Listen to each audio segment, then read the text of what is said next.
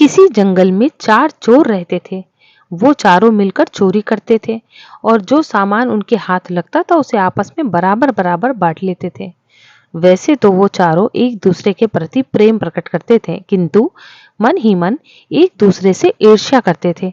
वो चारों अपने मन ही मन ये सोचते थे कि यदि किसी दिन मोटा माल मिल जाए तो वो अपने साथियों को मारकर सारा माल हड़प लेगा। चारों चोर मौके की तलाश में थे, किंतु उन्हें ऐसा मौका अभी तक नहीं मिला था। चारों चोर बहुत ही दुष्ट और स्वार्थी प्रवृत्ति के थे। एक रात चारों चोर चोरी की इच्छा में इधर-उधर घूम रहे थे। उन्होंने एक सेठ के घर में सेंध लगाई और घर के अंदर घुसकर सोना, चांदी, हीरे, जवाहरात, रुपया, पैसा सब कुछ लूटकर भाग गए। चारों चोर पुलिस से बचने के लिए 2 दिन तक जंगल में भूखे प्यासे भटकते रहे। सेठ ने चोरी की शिकायत पुलिस में दर्ज करा दी। सेठ की पुलिस विभाग में अच्छी जान पहचान थी। चोरों को पकड़ने के लिए शहर के चप्पे-चप्पे पर पुलिस फैली हुई थी। जंगल से निकलना चोरों के लिए खतरे से खाली नहीं था।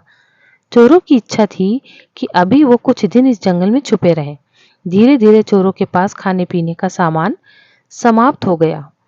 कुछ दिन तक तो उन्होंने भूख बर्दाश्त की, लेकिन जब भूख बर्दाश्त करना असंभव हो गया तो उन्होंने शहर से खाना मंगवाने का निश्चय किया।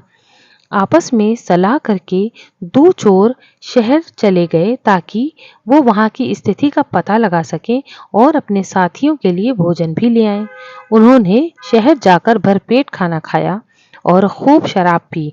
उसके बाद उन्होंने योजना बनाई कि वो अपने दोनों साथियों को मारकर सारा माल खुद हड़प लेंगे।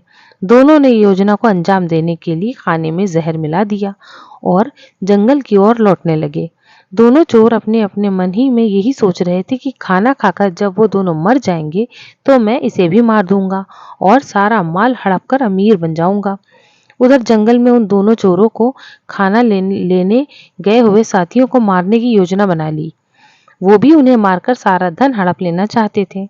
जब दोनों चोर शहर से खाना लेकर आए तो जंगल में ठहरे हुए चोरों ने अपने साथियों पर हमला कर दिया और उन्हें मौत के घाट उतार दिया।